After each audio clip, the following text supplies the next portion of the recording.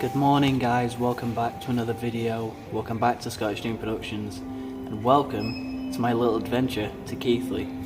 I am here in Keighley bus station accompanied by the coldest goddamn seats in the world, and quite frankly the most peaceful music I think I've ever heard in a bus station. Just got this nice little harp ambience going on, it's absolutely beautiful. Now, I arrived in Keighley late last night at about 11:30 o'clock. I believe this is the bus I'm going to get to Oxenhope. So, I arrived last night, I checked into my hotel and got some sleep, got the bus immediately to here because no one gets the better shots than the person who rises first. So, I'm on my way to Oxenhope or Haworth engine shed. I'm gonna get some B-roll footage of all the engines coming out, and then we are gonna have an entire full day of just fun. I've never been away from home for a heritage gala before. I'm completely on my own. This is my first time doing this. I am incredibly nervous because there's no one else here with me. It's just me and myself and my thoughts and the camera. I've never been more nervous to go on an adventure in my life. I mean, just on the train journey here, I had horrendous anxiety, but that quickly eased off. When I got to Leeds, you would not believe my luck, but as soon as my train arrived, I started heading down to my connecting train, and in the distance I could see some lights and I thought, oh, it's probably another train. And then I saw a yellow and white panel and I thought, hang on, that's a class 91. So I quickly put everything down, got my phone out, and lo and behold, it was the full L&ER makeshift intercity Swallow class 91 set. My entire day was made when that pulled into the station. I've never seen a 91 set in my life, never mind my first one being the full Intercity Swallow liveried one. It was absolutely beautiful to see up close. So the plan for today is go to the engine shed, get some nice footage of the engines all coming out, see all the Black 5s, the Jubilees and everything in person, and then I don't know if I can get on the train from there, but we'll see. And then we'll just make our way around the railway, have some fun, and go from there.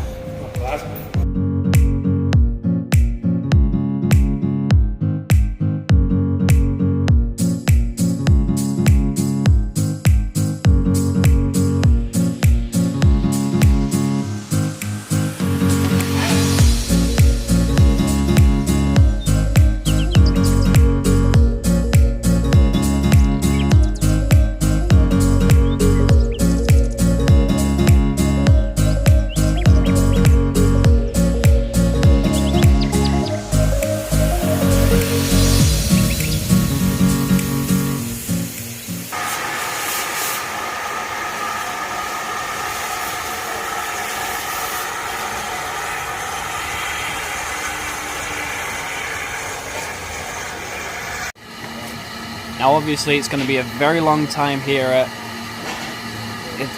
Haworth. I got it right, Haworth, before a lot of the engines stopped moving.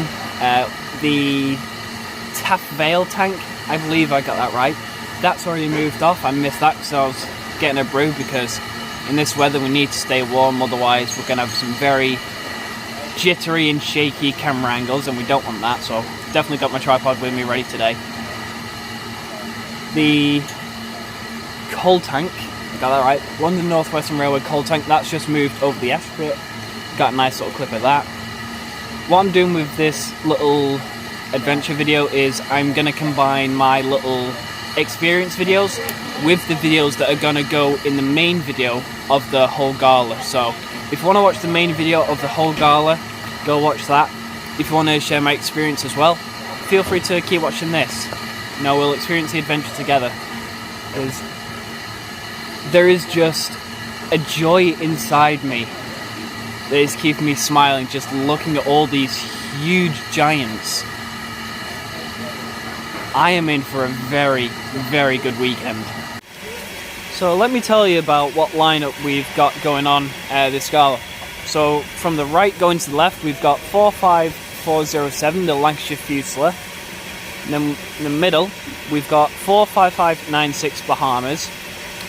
And to the left of that one, we have 45690 Leander, which I have not seen for many, many years.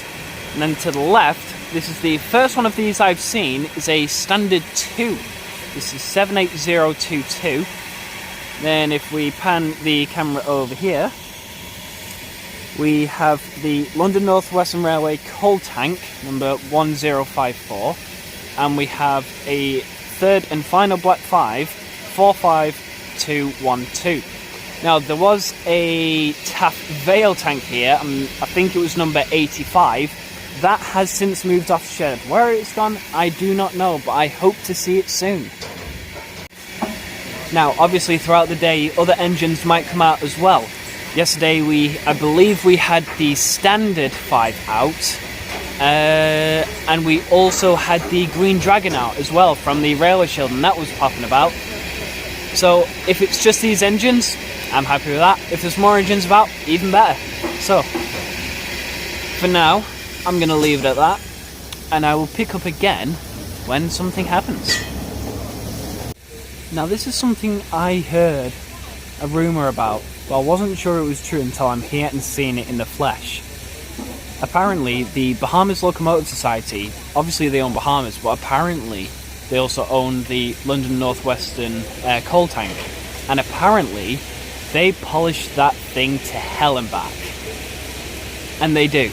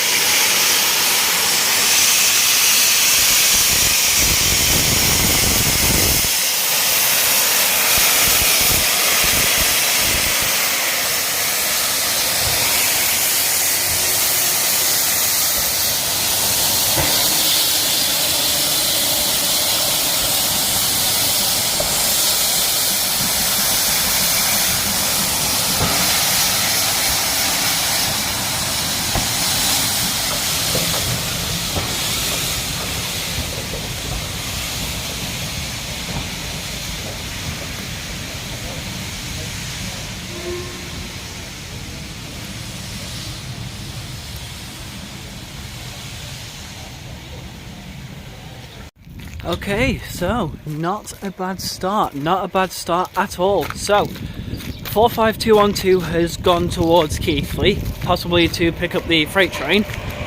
The Taff Vale tank, I believe, has gone up the line, I think, to Oxenhope. I think that's the name of the end of the line. I will learn this line by the end of today. So I believe that's gone up to Oxenhope, possibly to pick up the first passenger train of the day. I'm going to make my way into the station building and have a look around, because I am cold and I am in requirements of hot chocolate and food. So let's go do that. Also, something I just spotted, if you're ever out here. The name of one of the engine sheds here at Haworth. I don't know if you can see it just above those two windows. It says Stanier House. Man who condemned the GWR broad gauge and made some of the most beautiful steam locomotives I've ever seen in my life. All it does is make the water.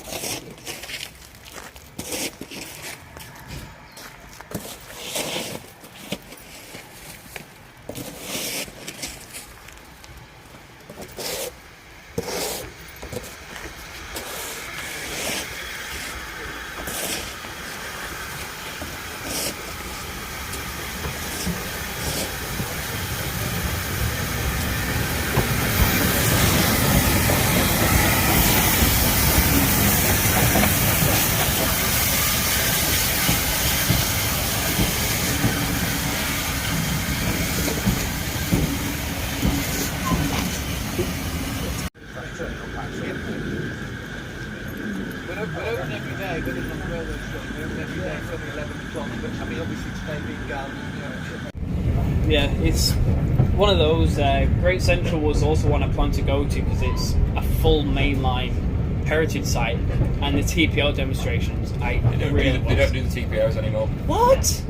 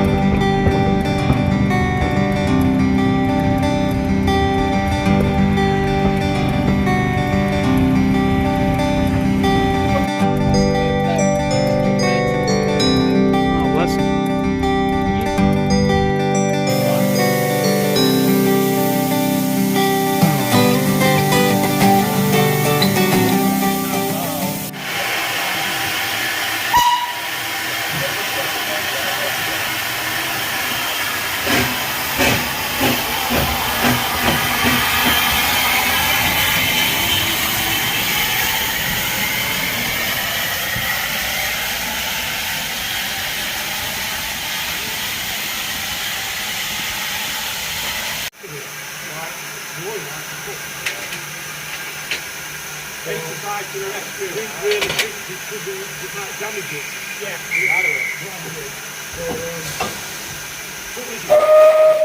Get a spanner on it, put it on the engine.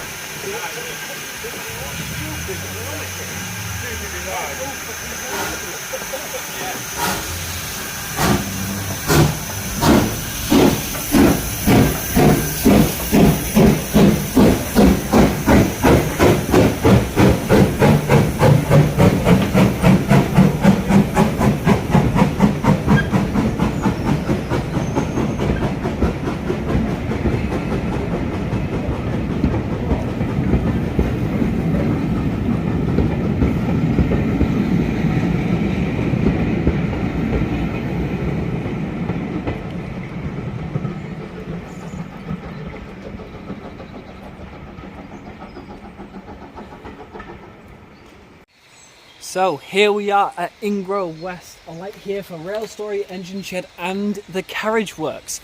I intend on seeing as much here as I can before the train comes back. The coal tank, that is it. The coal tank has just come off, so we're going to go get close up of that. 85 has just gone down line now, down to Keighley. Hopefully you'll be able to catch it by the time it gets here. We'll have plenty of time to look around. If not, we'll just catch the next train. Plenty to do, plenty to look around. No rush, we're here all day, we're here all weekend. Ah, it's a good day. Now, just walking over to the coal tank, I've just spotted this absolutely beautiful steam crane. Let's move out of the way for this car. Now, apparently this was in steam yesterday. It is a Craven steam crane. Not quite sure the number of it. Apparently, I think it was built in Loughborough. I'm just trying to say. Oh, it's a LMS build. Load not to exceed 6 tons of beautiful BR maroon livery. Just look at that. That makes our crane back at Ribble look like a toy.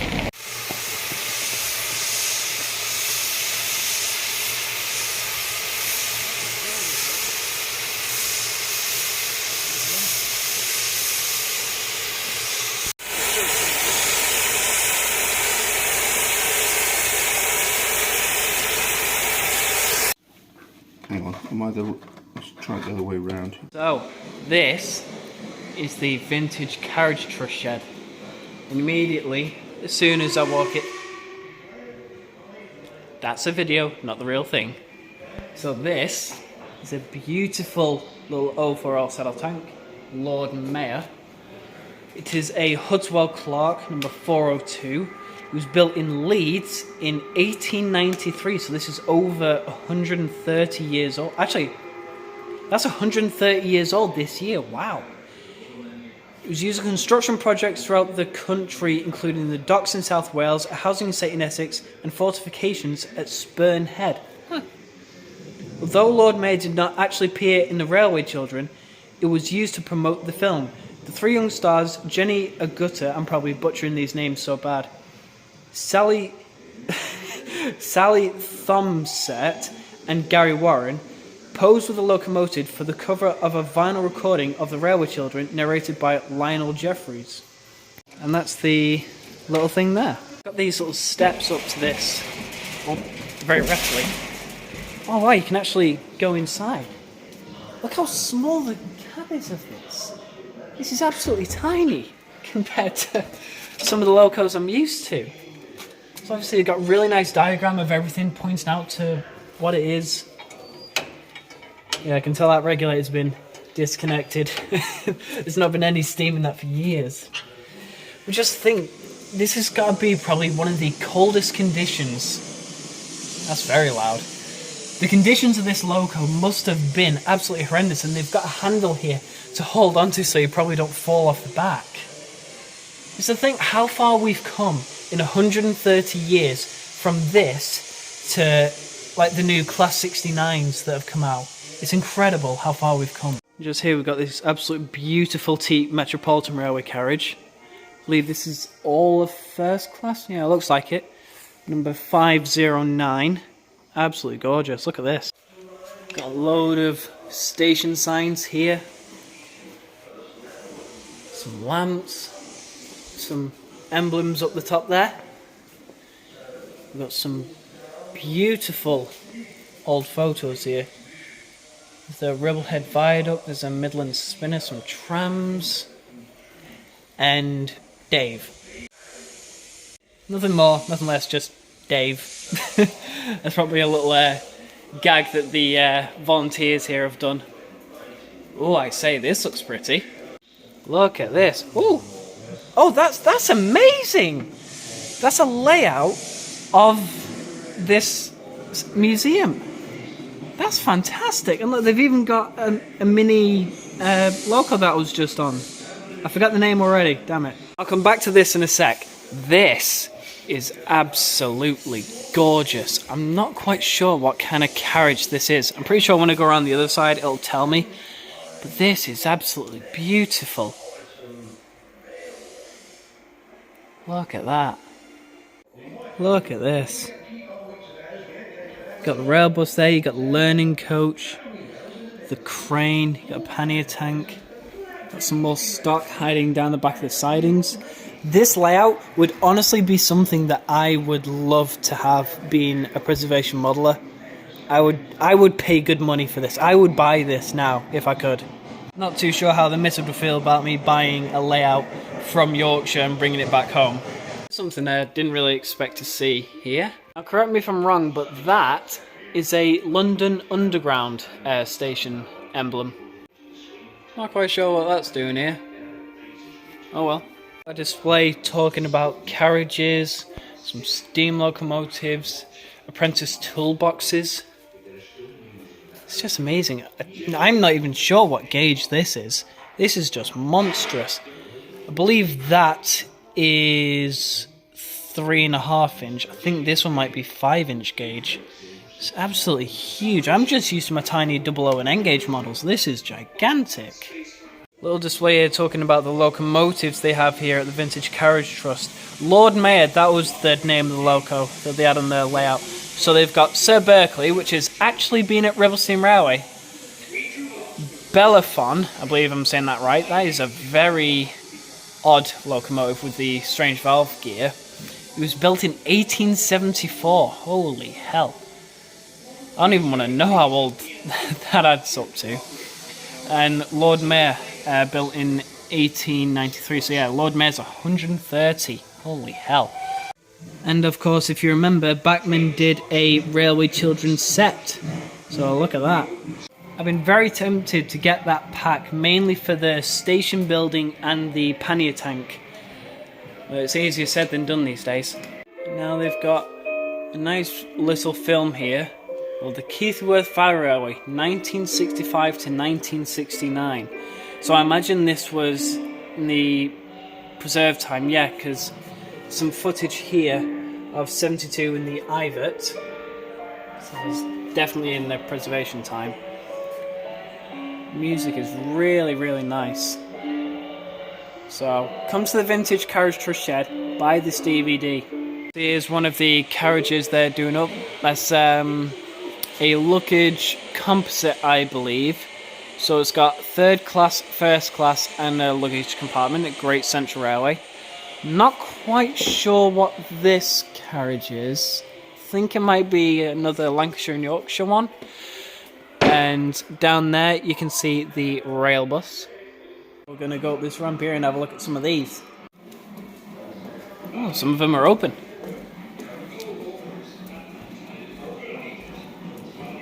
This.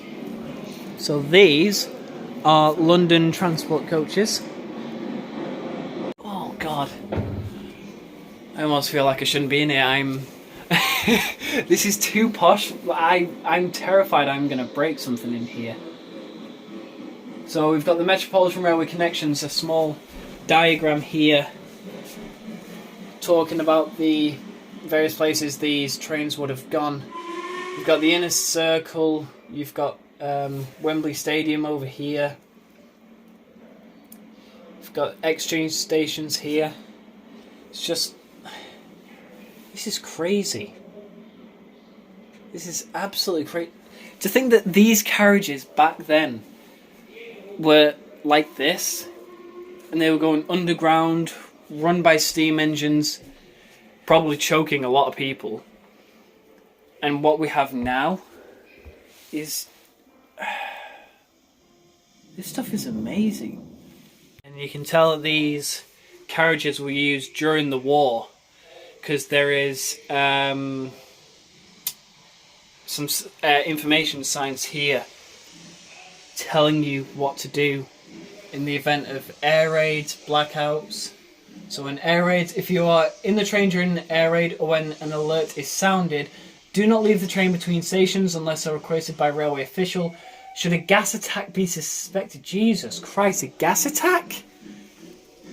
Should a gas attack be suspected, close all windows and ventilators, refrain from smoking, do not touch any or outside part of a car. There's a lot of history in these carriages, and a lot of dark history as well. Oh, no, okay. Trains may have come more advanced in terms of technology, but in terms of seating, we've gone backwards. Holy hell. This is amazing. It's got a toilet in there. It's got these absolutely beautiful leather seats. I don't even know if I'm allowed to do this, but...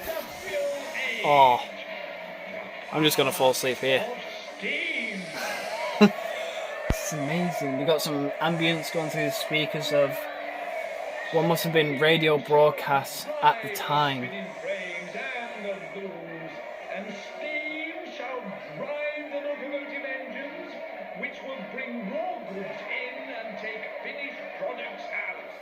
They're definitely more passionate on the radio back then than they were now. There's a lot of ambience here.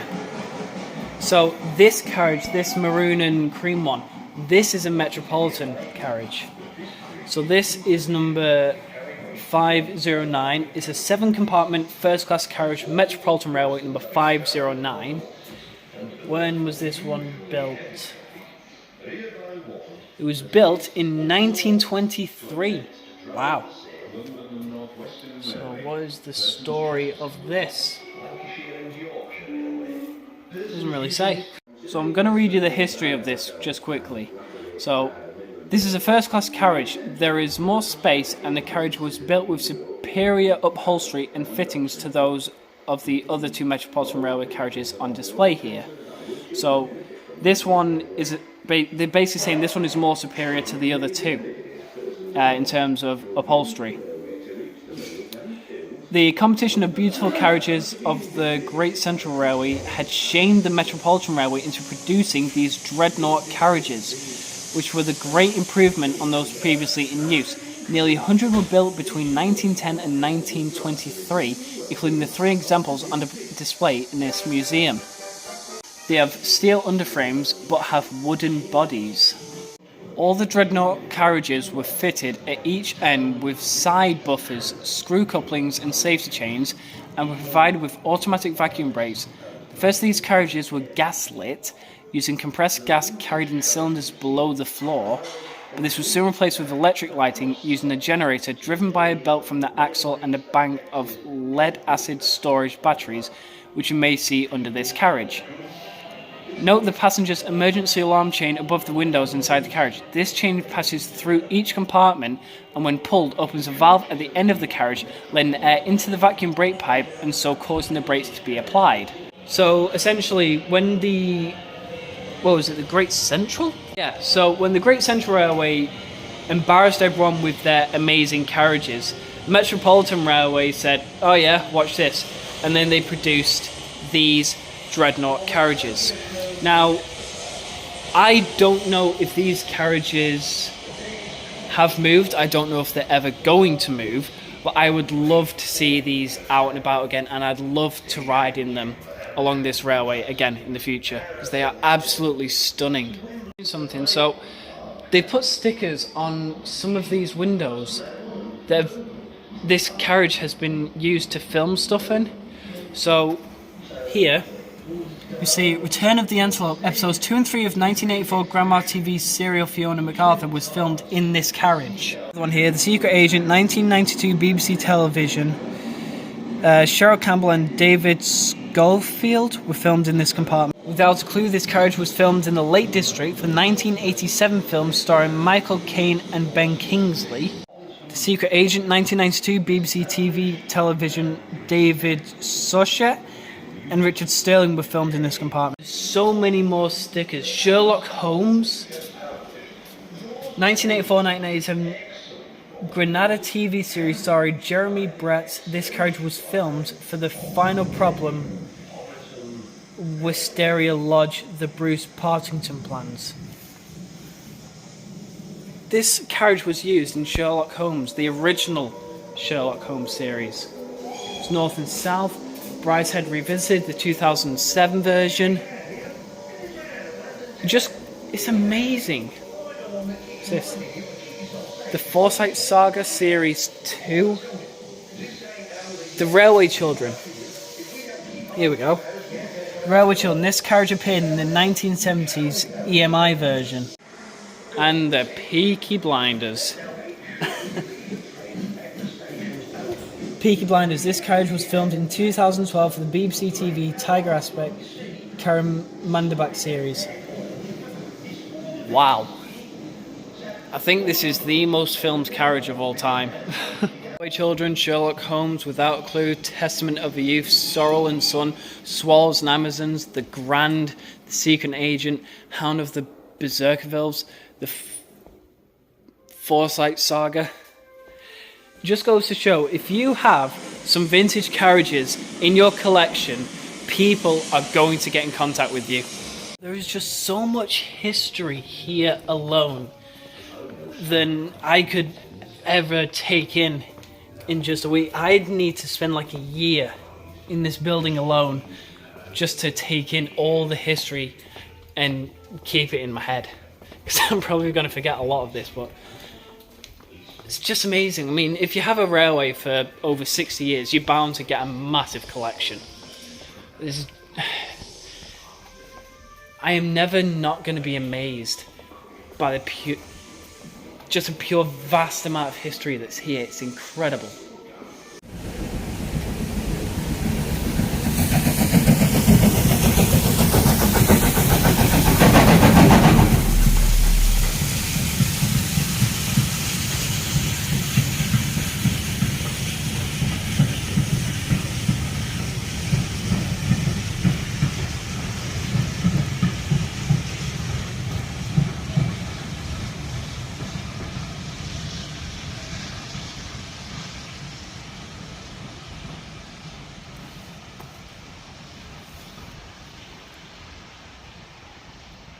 So the train has just come back to Ingrove West. There we go, I got it right.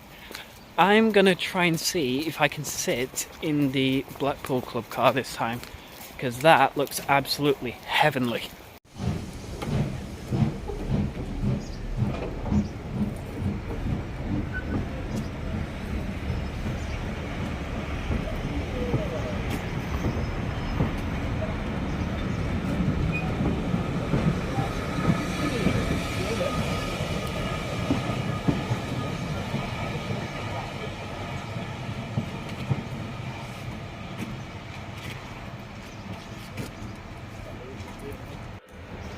Well, so much for that idea.